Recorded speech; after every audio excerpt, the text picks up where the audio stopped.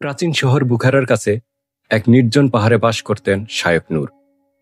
তিনি ছিলেন একজন প্রাজ্ঞ দরবেশ এবং স্রষ্টার নৈকট্য লাভের পথে সর্বদা সচেষ্ট।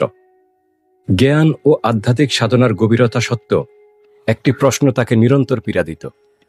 এই বিশাল সৃষ্টির তথ্য আসলে কি? তিনি দিনের পর দিন প্রকৃতির দিকে তাকিয়ে থাকতেন।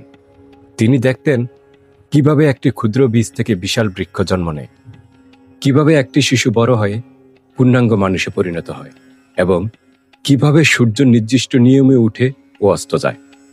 সব কিছুই যেন এক নিখুঁত শৃঙ্খলা মেনে চলছে, কিন্তু শৃঙ্খলার মূলে যে সারবস্তু বা তথ্য রয়েছে তা তিনি স্পর্শ করতে পারছিলেন না। এক সন্ধ্যায় শায়খ নূর পাহাড়ের সর্বোচ্চ চূড়ায় বসেছিলেন। নিচে শহরটির বাতিগুলো জোনাকির মতো দেখা যাচ্ছিল।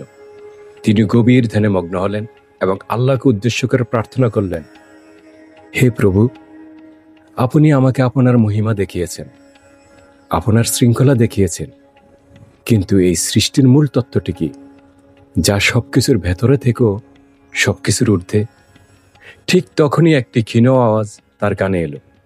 তিনি চোখ খুলে দেখলেন তার সামনে একটি শুকনো জীর্ণ গাছের গুঁড়িতে একটি ছোট্ট সাদা পিঁপড়া তার মুখের চেয়েও বড় একটি শস্যদানা টেনে নিয়ে যাচ্ছে। পিঁপড়াটি বারবার পেছনে যাচ্ছে, কিন্তু হাল ছাড়ছে না। শায়খ নূর অবাক হয়ে ভাবলেন, এই সামান্য প্রাণীর মধ্যেও এমন প্রবল ইচ্ছাশক্তি কোথা থেকে আসে? এই শস্যদানা তার শরীরের তুলনায় 10 গুণ ভারী, অথচ সে তা বহন করে নিয়ে যাচ্ছে। হঠাৎ তার অন্তরে এক আলোর ঝলকানি অনুভূত হলো। তিনি বুঝতে পারলেন, এই বিশাল মহাবিশ্ব, প্রতিটি গ্রহ, তারা, সমুদ্র, পাহাড়, এমনকি ওই ক্ষুদ্র পিঁপড়াটির ইচ্ছাশক্তি, সব কিছুই একটিমাত্র শক্তি, একটিমাত্র তত্ত্ব দ্বারা চালিত। তিনি উপলব্ধি করলেন, সৃষ্টির তত্ত্ব যা তিনি এতকাল খুঁজে বেড়াচ্ছিলেন তা কোনো বস্তুতে বা ঘটনাতে নিহিত নয়। এটি হল আল্লাহর ইচ্ছা এবং তার একত্ববাদ। বৃক্ষের তত্ত্ব আল্লাহর জীবিত রাখার ইচ্ছা, সূর্যের তত্ত্ব আল্লাহর নির্দিষ্ট নিয়মে চালানোর ইচ্ছা, ক্ষুদ্র পিঁপড়াটির তত্ত্ব আল্লাহর রিজিক দানের ইচ্ছা। শায়খ নূর আনন্দের অশ্রুতে সিক্ত হলেন। তিনি বুঝলেন, সব কিছুই একটিমাত্র শব্দের প্রতিধ্বনি। আরবিতে যা বলা হয় কুন, হও।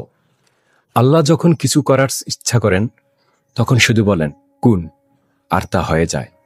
এই কুন শব্দটি হল সৃষ্টির মূল তথ্য, এটি অস্তিত্বের সারবস্তু।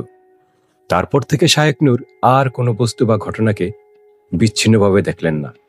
তিনি প্রতিটি সৃষ্টিতে, প্রতিটি কাজে আল্লাহর ইচ্ছাশক্তি ও একত্বের প্রতিচ্ছবি দেখতে পেলেন। তার দৃষ্টিতে সৃষ্টির তত্ত্ব স্পষ্ট হয়ে গেল, আর তার অন্তর প্রশান্তিতে ভরে উঠল। তিনি সারা জীবন ধরে এই সত্যই প্রচার করে গেলেন, আল্লাহ ছাড়া কোনো মাবুদ নেই এবং তিনিই সবকিছুর মূল তত্ত্ব। যদি ভিডিওটি ভালো লাগে বন্ধুদের সাথে লাইক দিয়ে শেয়ার করুন এবং জীবনের আমল চ্যানেলটি সাবস্ক্রাইব করে পাশে থাকা বেল আইকনটি অন করে অল অপশনটি চালু করুন।